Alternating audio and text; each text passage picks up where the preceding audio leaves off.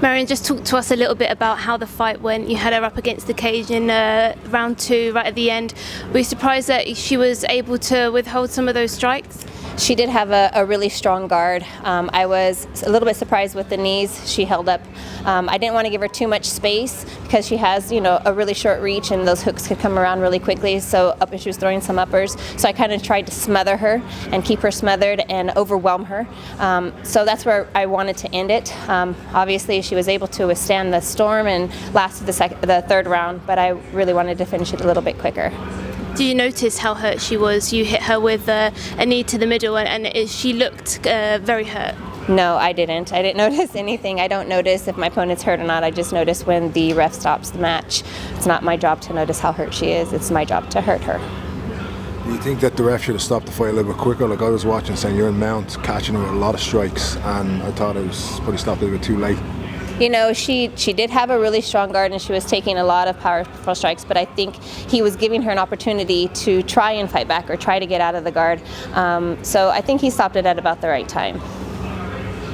You mentioned Betchkahea there in the octagon, and I think I remember seeing a tweet back in December between you two, and she mentioned London.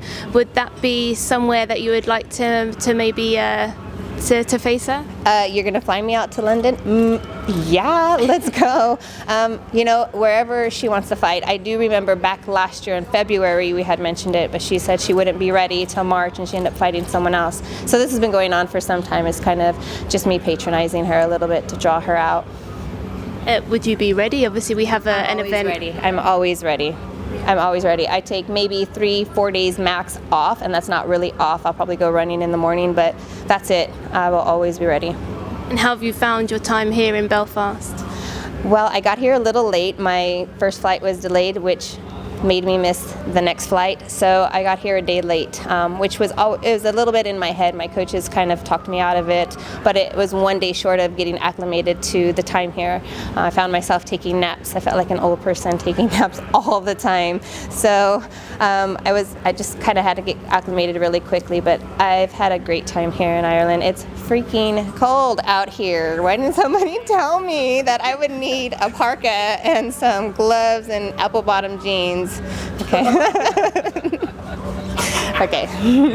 Affect your weight cut in any way? Was that what you were sweating about leading up to the fight? I don't think I was sweating about the travel. I think it was more so the day less that I had to get acclimated to the time change, and then had to hurry up and get everything ready. I literally spent about 40 hours traveling total. We timed it. We're weird that way. After such a big win, obviously you've probably never been to Belfast before. Would you take time out to travel around a little bit and see the sights, or?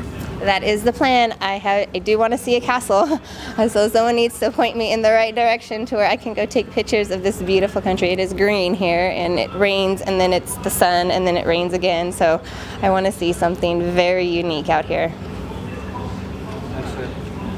Congrats. Thank you very much. See?